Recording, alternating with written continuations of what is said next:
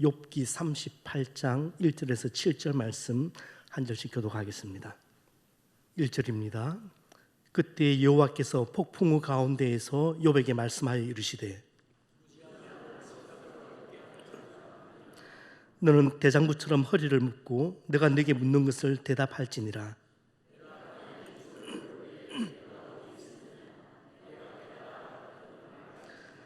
누가 그것의 도량법을 정하였는지 누가 그 줄을 그것의 위에 띄웠는지 내가 아느냐?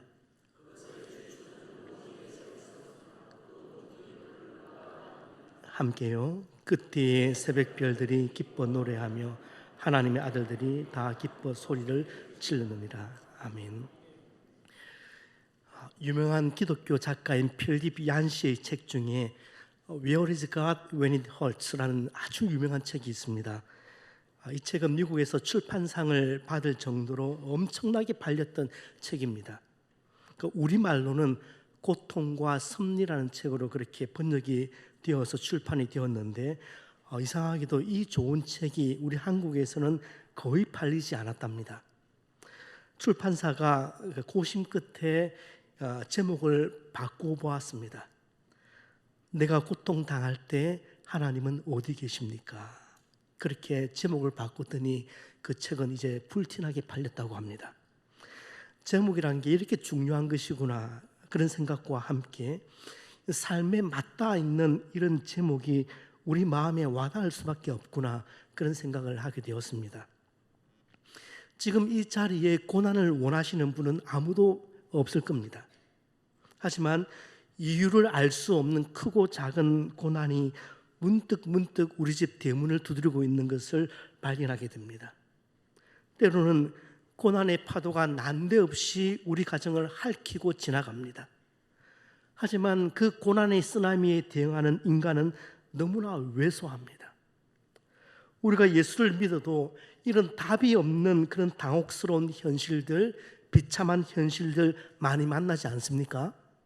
그 상황에 처하면 성도들도 혼비백산하죠.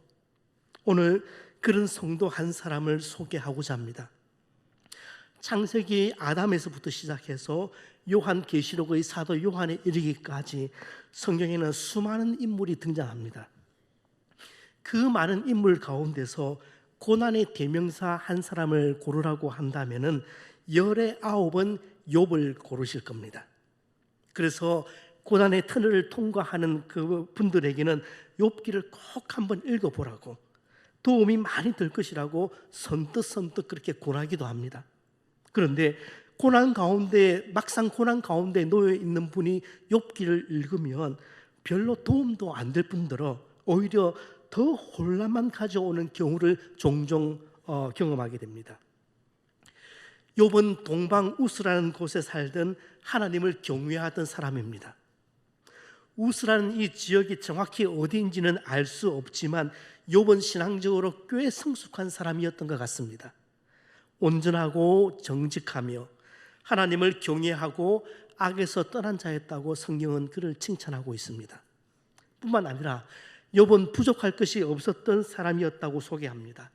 7남 3녀를 둔 다복한 가정의 가장이기도 했고, 또 양 7천에 약대 3천, 그리고 소 500, 암나귀 500을 소유했던 동방 최고의 부자였기 때문입니다. 부동산도 많이 있었을 것 같아요. 아마 사람들은 그것을 하나님의 복이라고 불렀을 것입니다. 인간적으로 볼 때 욥은 아쉬울 것이 하나도 없어 보이는 사람입니다. 그러나 세상 만사가 마음먹은 대로 되지 않는 것처럼 그렇게 경건하게 살아가던 욥에게 엄청난 시련이 찾아옵니다.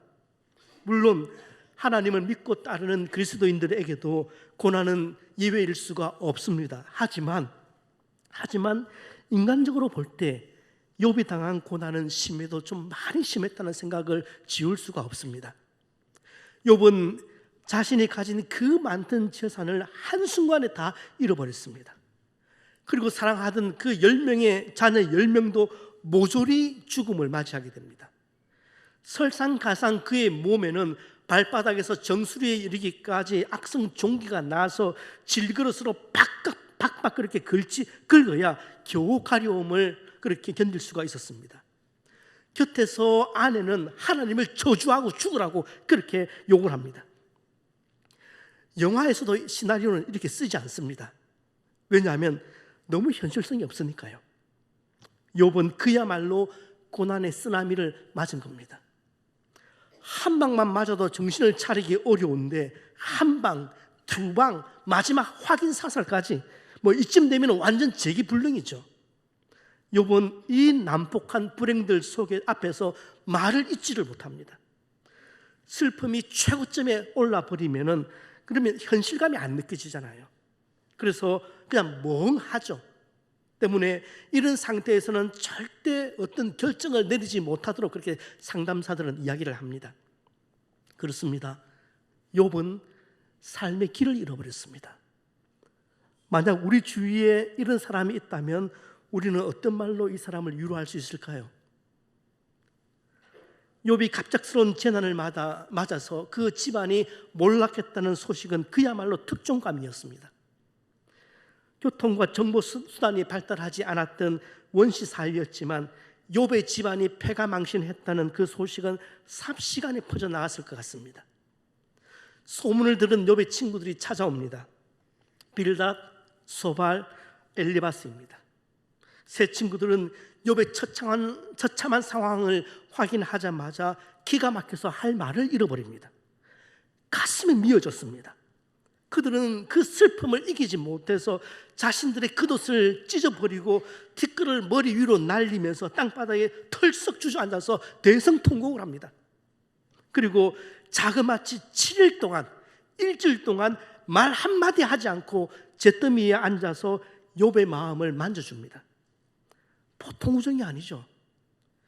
극한의 상황에서 아픔과 괴로움을 함께 나눌 사람이 한 사람이라도 있다면 어둠의 터널에서 빠져나올 용기를 가질 수 있지 않겠습니까?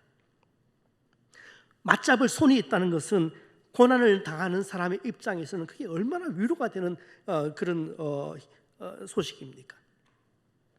제가 아는 교수님은 이런 말을 합니다. 돕는다는 것은 비 오는 날 우산을 들어주는 것이 아니라 함께 비를 맞으며 걸어가는 공감과 연대의 확인이다. 그렇게 이야기를 하던데 정말 그런 것 같아요. 같이 비를 맞아주는 사람이 무지개를 같이 볼 자격이 있는 것입니다. 마음이 좀 놓였던 것일까요?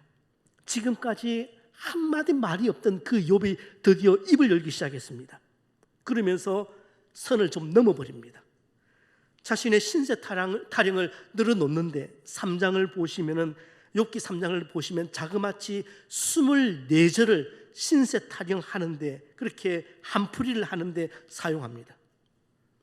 친구들이 가만히 듣고 있지 않으니 정말 가관이었습니다. 심지어 욥은 자신의 생일까지 저주도 합니다. 왜 나를 태어나게 하셨는가? 그 불평을 합니다. 이것은 하나님의 섭리에 대한 원망입니다. 그리고는 하나님께서 사방으로 자기 길을 막은 것 같다고 그렇게 얘기합니다. 욥은 또 이렇게 말합니다. 내게는 평화도 없고 안정도 없고 안식마저 사라지고 두려움만 끝없이 밀려온다.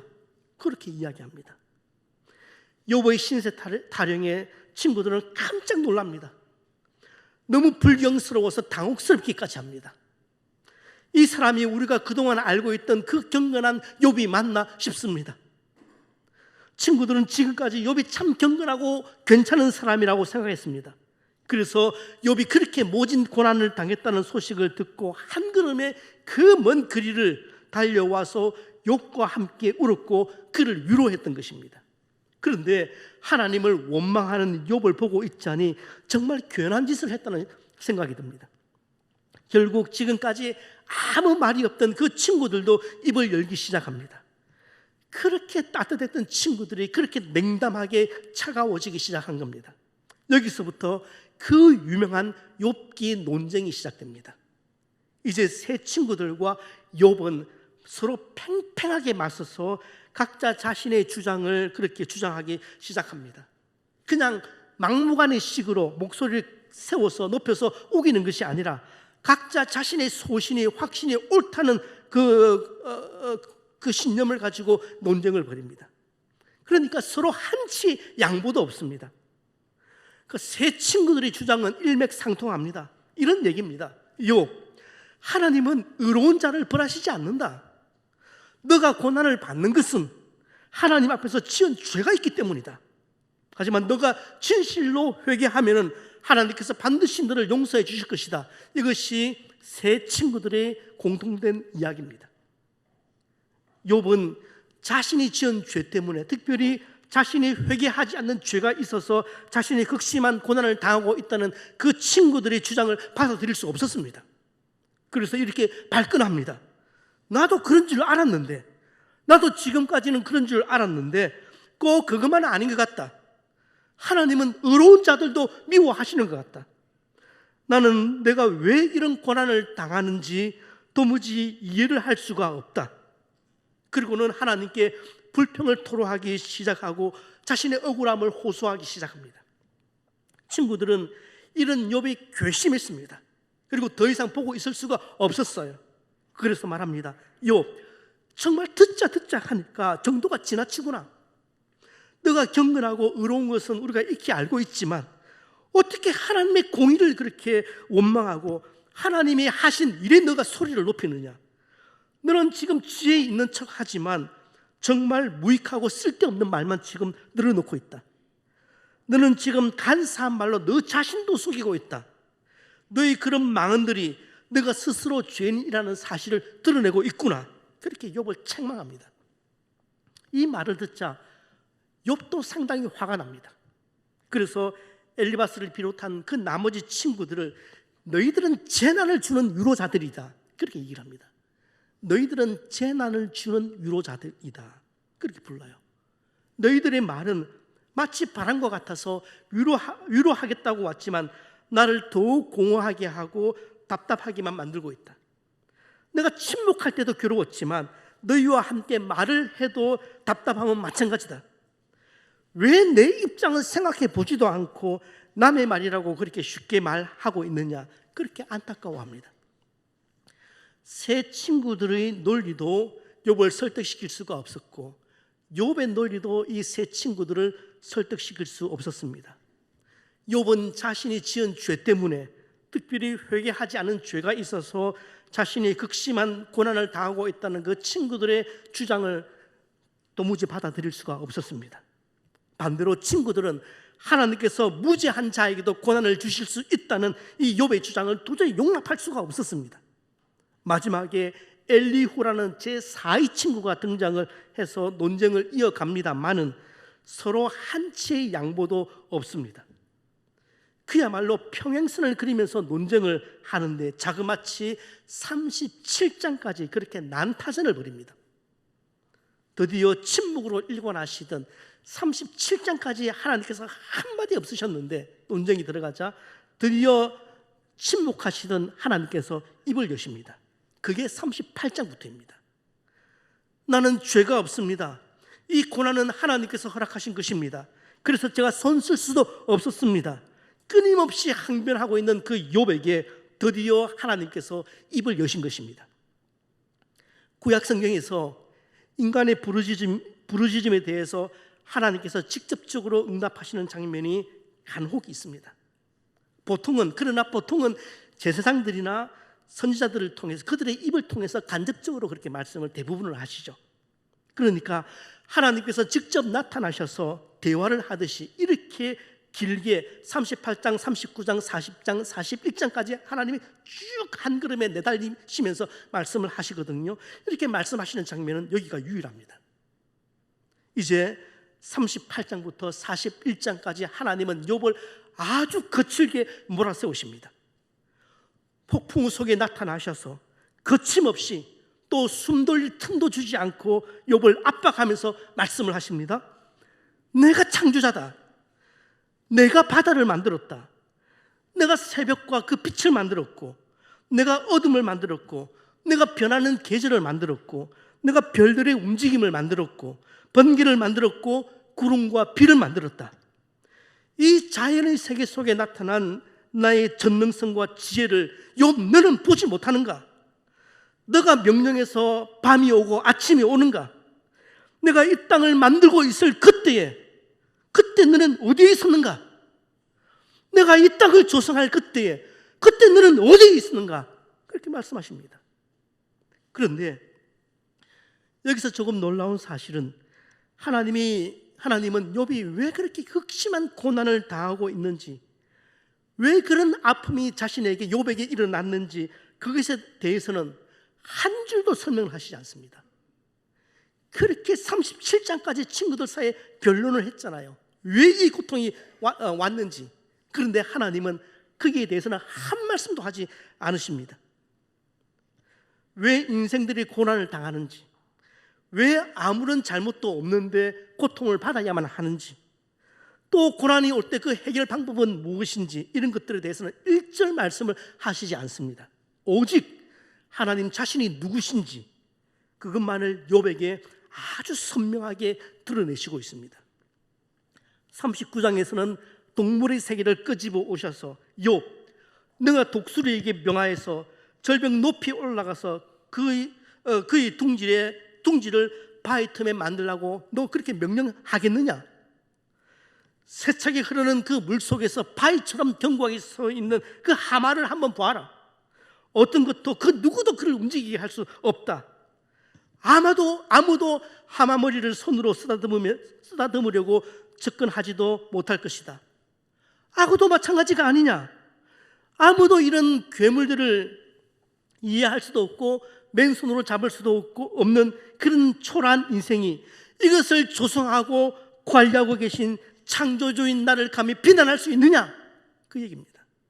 지금 하나님께서 욥에게 무슨 말씀을 하고 계십니까? 내가 창조자다. 너가 창조자가 아니야. 내가 창조자야. 그 말씀입니다. 그러면서 하나님은 이 자연의 세계 속에 나타난 하나님의 능력과 하나님의 그 지혜를 강조를 합니다. 그러니까 제가 옳습니다. 이번에는 하나님이 틀리신 것이 맞습니다. 이번에는 하나님이 잘못 짚으신 것입니다. 이렇게 항변하고 있는 욥에게 지금 하나님이 말씀하시는 것은 이 항변과 이 철학을 가지고 나에게 도전하고 있는 너는 도대체 누구냐? 내가 하늘을 설계하고 땅을 설계할 때에, 내가 이 땅에 기초를 놓을 때에 너는 도대체 어디에 있었느냐? 쉽게 말해서 그런데도 너가 계속 나와 시비할 것이냐, 나와 변론할 것이냐, 그 말씀입니다. 욥은 한마디도 대응할 수가 없었습니다. 내가 땅에 기초를 놓을 때에 너가 어디 있었느냐? 욥을 향한 하나님의 이 음성이 그대로 욥의 심장에 박혀버립니다. 그리고 결국 욥은 이렇게 고백하며 항복 선언을 합니다. 함께 읽어보겠습니다. 주님이 어떤 분이시라는 것을 지금까지는 제가 귀로만 들었습니다. 그러나 이제는 제가 제 눈으로 주님을 뵙습니다. 그렇습니다. 욥기는 고난을 당하는 한 성도의 처절한 이야기입니다. 그런데 욥은 하나님께서 자신에게 왜 이 고난을 허용하셨는지 이 중요한 질문에 대한 어떤 대답도 얻지를 못해요. 사실 욥기 안에는 고난에 대한 속 시원한 대답이 없습니다. 그래서 고난 당하는 사람의 욥기를 읽으면서 고난에 대한 해답을 찾는 것이 쉽지 않아요. 하지만 욥은 고난에 대한 그 해답보다 더 중요한 것을 하나 얻습니다. 욥은 하나님을 한 차원 더 높이 깨닫기 시작했고 그 하나님을 경험하기 시작했습니다. 도무지 인간의 지혜로 측량할 수 없었던 그 하나님을 더 깊이 만나게 됩니다. 그리고 하나님은 인간의 작은 뇌로는 다 담을 수도 없고 이해할 수도 없는 그런 분임을 새삼 깨닫게 됩니다. 제가 미국에서 유학 중에 만난 분 중에 정말 인상적이었던 분이 스탠리 하우워즈라는 교수님이십니다. 듀크 대학 교수님이셨는데 신학자이자 윤리학자인 이분은 2001년 타임즈가 선정한 미국 최고의 신학자였습니다. 이분은 학문적인 탁월함 뿐만이 아니라 신앙적인 면에서 굉장히 존경을 받는 분입니다. 이분이 쓴 책 중에서 대표적인 책이 아주 유명한 책입니다. 한나의 아이라는 책이 있습니다. 이 자서전인데, 이 책은 그러니까 하우스 워즈 교수님이 가장 내밀한 그 마음에 있던 고백들을 기록한 책인데, 자신의 가정에서 겪었던 극심한 고난의 이야기를 담담히 써내려간 그런 책입니다. 하우스 워즈의 아내 앤은 양극성 장애, 그러니까 쉬운 말로 심한 조울증을 앓고 있었습니다. 아내 앤은 성장하면서 그 어머니에게 당한 상처에 대한 분노를 전부 다 어디로 전이를 시키느냐면 남편에게 다 전가를 시켜버립니다. 그리고 그 증상은 점점 깊어져 갑니다. 앤은 교회와 관련된, 신앙과 관련된 모든 것을 거부하고 또 자신에게 일어난 모든 일의 책임을 남편 때문이라고 그렇게 비난하다가 결국은 남편을 떠나가 버립니다. 조울증 환자인 아내를 오롯이 케어하면서 그 아들 아담을 키운 이야기와 그 상황에서 미칠 것 같은 그 외로움, 그리고 분노, 그리고 느꼈던 그 고통, 그것을 책 속에 털어놓습니다. 몇 군데만 추려보면 이렇습니다. 아내의 고통을 기억하고 감당하기는 어려웠다. 그녀의 분노의 대상이 항상 나였기 때문이다. 그녀는 믿을 수 없으리만치 잔인했다. 그 잔인함에 나는 조금씩 달아갔다. 하루는 자다가 앤의 비명소리에 잠을 깼다. 앤은 자신이 벌레들에 뒤덮여 있으며 벌레들이 산채로 자신을 뜯어먹고 있다고 생각하고 있었다. 나는 빗질을 해서 벌레들을 떼어내는 역할을 했어야 했고 실제로 그렇게 했다. 내 가슴은 찢어지듯 아팠다. 아들과 함께 살아남으려 몸부림을 쳤다. 조울증 환자인 아내와 살며 미칠 듯이 고독했다. 정신적으로 아픈 배우자와 함께 산다는 것은 정말 슈퍼맨 같은 에너지를 필요로 하잖아요. 하워즈 교수님이 제가 다니는 학교 근처인 풀러 신학교에 특별 강연을 하기 위해서 오신 적이 있습니다. 저는 꼭 참석하고 싶었지만 저도 수업이 있어서 그 강의를 들으러 가지는 못했습니다. 그런데 감사하게도 그 강의 원고를 받을 수가 있어서 마음에 와닿았던 내용 한 부분을 제가 읽어드리려고 합니다. 저는 기독교 신학자입니다. 사람들은 제가 고난에 관한 질문에 답변을 가지고 있을 것이라고 짐작합니다. 전 이런 질문에 뭐라 답변해야 좋을지 전혀 알지 못합니다. 제가 기독교 신학자로 살면서 배운 것이 있다면 우리가 이런 질문에 답변하려 하지 말아야 한다는 사실 정도입니다. 우리 인간성은 그런 질문을 자꾸 하게 만듭니다. 하지만 침묵 안에 머물러 있는 것이 더 현명한 일입니다. 기독교가 세상을 이해하는 정답이라고 짐작하는 것은 우리가 가는 길이 옳은 길이라고 기독교인들을 안심시키기 위함입니다. 그런 정답은 기독교를 설명으로 전락시킬 뿐입니다. 기독교인이 되는 것은 답이 없이 사는 것을 배우는 것입니다. 답이 없이 사는 방법을 배우면 기독교인이 된다는 것이 정말 훌륭한 일임을 알게 됩니다. 믿음이라는 것은 답을 모른 채 계속 살아가는 것입니다. 너무 쉽게 말한다고 생각할 수도 있겠지만 이런 저의 주장이 최소한 제가 기독교인으로 살면서 제 인생이 왜 무진장 흥미로운지를 설명할 수 있다고 생각합니다. 하워즈 교수님의 긴 강의를 쪼리면 이런 카피라이트를 만들어낼 수 있을 것 같아요. 인생이 왜 이러냐고, 왜 이렇게 고난이 많냐고, 왜 나에게 그 고난이 있냐고 묻지 마라 모른다. 묻지 마라 모른다입니다. 한 문장을 더 만들어내면 이런 문장을 만들어낼 수 있을 것 같아요. 기독교인의 삶은 답 없이 사는 것을 배우는 것이다. 정말 근사한 문장이지 않습니까? 기독교인의 삶은 답 없이 사는 것을 배우는 것이다. 그렇잖아요. 우리는 이 땅을 살아가면서 이유를 알 수 없는 고난의 시간을 지나갑니다. 왜 내가 이토록 심한 고난 때문에 눈물을 삼켜야만 하는지 그 이유를 명쾌하게 알 수 없는 경우가 사실은 허다합니다. 이유라도 알면은 좀 마음이라도 좀 편할 텐데 이유를 모르니까 더 답답하고 환장할 노릇이죠. 하지만 욥기를 통해서 우리가 분명하게 고백할 수 있는 것이 하나 있습니다. 나보다 더 지혜로우신 분이 그 고통을 나에게 허락하셨다는 것입니다. 다시 말해서 우리가 당하는 고난과 고통에는 하나님의 섭리하심이 분명히 있다는 것이고 하나님의 섭리에는 잘못이 없다는 것입니다. 성도 여러분, 내가 당하는 고난의 배후에는 하나님이 계십니다. 그렇다면 반드시 그 하나님께서 합력하여서 선을 이루어 나가실 것이라고 믿는 것은 우리의 믿음입니다.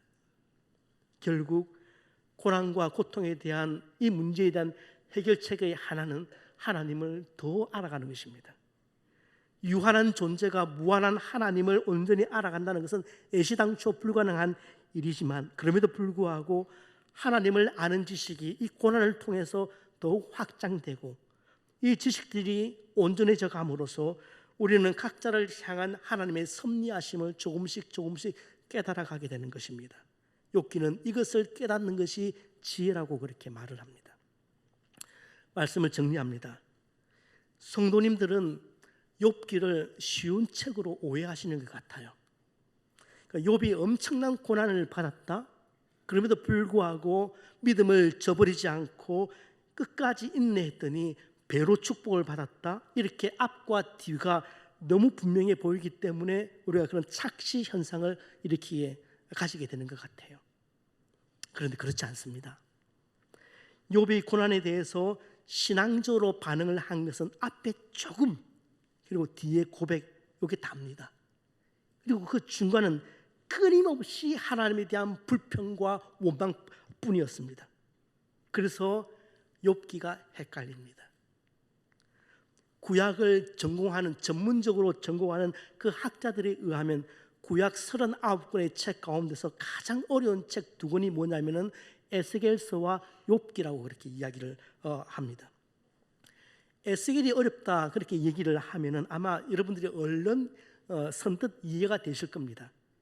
그러니까 에스겔서가 구약 학자들이 말하는 일반 성도가 말하는 것이 아니라 구약을 전공하는 학자들이 말하는 에스겔서가 어려운 이유 2가지는 첫 번째는 이 에스겔서가 쓰여진 언어가 어려워요. 똑같은 히브리어지만 특별히 더 어려운 것이 에스겔서라서 이걸 어떻게 번역을 해야 제대로 번역하는 하는 것인지 언어가 어려워서 에스겔이 참 어렵다고 합니다. 두 번째는 그 에스겔서 보시면은 대부분 환상의 이야기로 가득 차 있잖아요. 근데 그들이 도대체 이 환상이 무엇을 의미하는지 정확하게 말을 해야 되는데 그게 참 어렵다는 거예요. 그렇죠. 그래서 에스겔서는 참 어렵습니다. 우리가 읽어봐도 단박에 그것을 알아차릴 수 있습니다. 그런데 우리가 참 쉽다고 생각하는 그 욥기를 구약을 전공하는 학자들은 너무너무 어려운 책이라고 그렇게 이야기를 하는데 그 이유는 2가지입니다. 그 첫 번째 이유는 욥기 역시 똑같은 히브리어지만 이 욥기 역시 여기에 쓰여지는 히브리어가 너무 어렵대요. 그래서 번역하는 상당히 까다로운 작업을 거치고 있는 거죠. 두 번째, 욥기가 왜 어렵냐 하면은 이 욥기가 긴 성경이잖아요.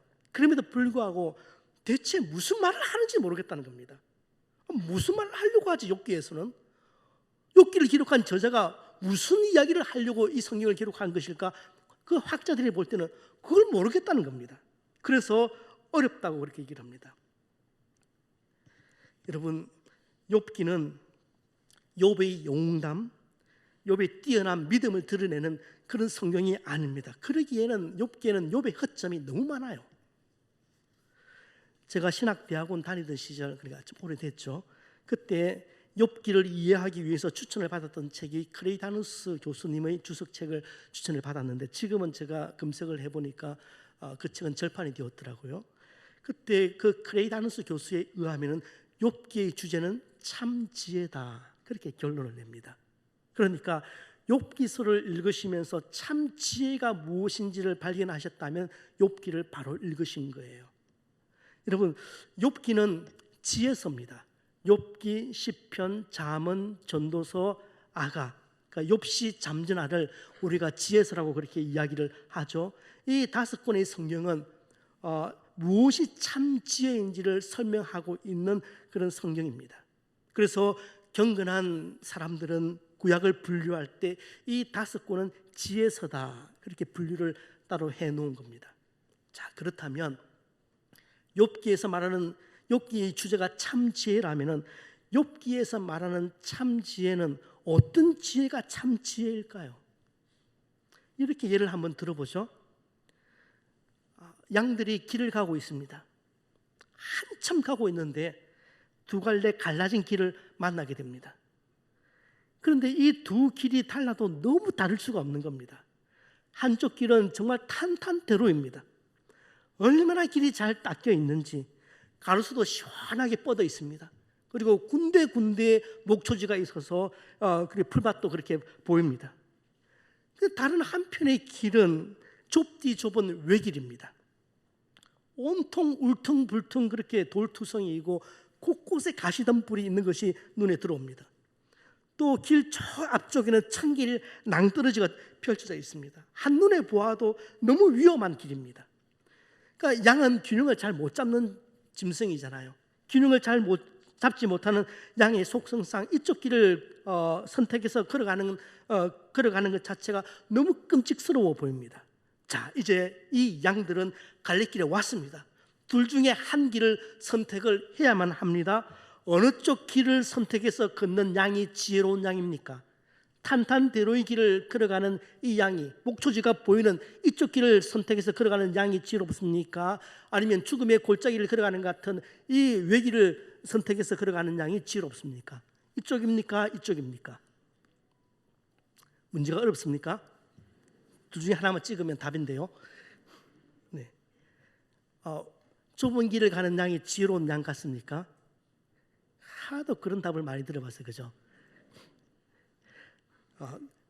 그럴 수도 있겠지만 정답은 그 앞에 목자가 걸어가고 있는 길이 정답입니다. 그 길이 탄탄대로이건 위험천만한 외길이건 그 앞에 목자만 있다면 그 목자를 따라가는 그 양이 지혜로운 양이라는 얘기입니다. 사망의 음침한 골짜기로 갈지라도 목자 뒤를 따라가는 양이 지혜로운 양입니다. 한마디로 말하면 주님 한 분만으로 족한가입니다. 여러분, 고난은 신비의 영역입니다. 우리의 명백한 죄악 때문에 우리가 고난을 당하기도 합니다. 그럴 때는 다른 방법이 없죠. 얼른 주님께 항복 선언을 하셔야 합니다. 그것이 유일한 옵션입니다. 여기서 그때 잔머리 굴리다가는 된통 당하게 되어 있습니다. 요나가 탄 배를 그렇게 뒤 흔든 것처럼 우리를 흔들어 버리실 겁니다. 그러나 우리가 인생길 걸어갈 때에 이유를 모른 채, 그 목적을 모른 채 당하는 고난이 상당히 많이 있습니다. 그때 반드시 우리가 점검해야 할 두 가지 사항이 있습니다. 하나는 내 앞에 주님이 계신가입니다. 어떤 길이든지, 그것이 평탄대로이든지 아니면 사망의 음침한 골짜기든지 관계없어요. 내 앞에 주님이 계신가, 그것을 늘 확인하셔야 합니다. 두 번째 확인하셔야 할 것은 나는 여전히 주님 따라가고 있는가입니다. 고난의 길을 걸어갈 때 이 두 가지를 확신하셔야 됩니다. 그러면 여러분, 광야의 길을 지나갈 때 그 광야로 여러분을 집어넣으신 분은 하나님이십니다. 하나님이 그 광야로 밀어넣으셨다면 하나님이 빼내실 겁니다. 그러면 우리는 그냥 let it go 하시면 되는 겁니다. 그때 그 광야 길을 걸을 때, 고난의 길을 걸을 때 우리가 확인해야 될 것은 내 앞에 주님이 있는가. 만약에 주님이 없다고 생각되면 그것은 정말 생고생이죠. 그러나 주님이 계시다면 그건 고난이 아닌 겁니다. 그 목적이 있는 거예요. 그리고 나는 그 광야 속에서, 그 고난 속에서 여전히 주님을 따라가고 있는가. 이것을 깨닫는 것이 욥기에서 말하는 참 지혜라는 얘기입니다. 그렇게 고난의 길을 통과하면, 광야를 통과하면 저와 여러분은 그제서야 이렇게 다시 고백하게 될 것입니다. 한 번 더 우리 고백하는 마음으로 같이 한번 읽었으면 좋겠습니다. 주님이 어떤 분이시라는 것을 귀로만 들었습니다. 그러나 이제는 제가 제 눈으로 주님을 뵙습니다. 여러분, 하나님을 귀로 들어서 아시는 분들이 많이 계십니다. 하지만 하나님을 눈으로 보고 아시는 분들도 계시답니다. 고난은 귀로만 듣던 하나님을 눈으로 보고 만날 수 있는 절호의 기회라고 저는 생각합니다. 크고 작은 고난을 통해서 하나님을 귀로만이 아니라 이제는 두 눈으로 보고 경험하는 그런 여러분 되시기를 주님의 이름으로 축복합니다.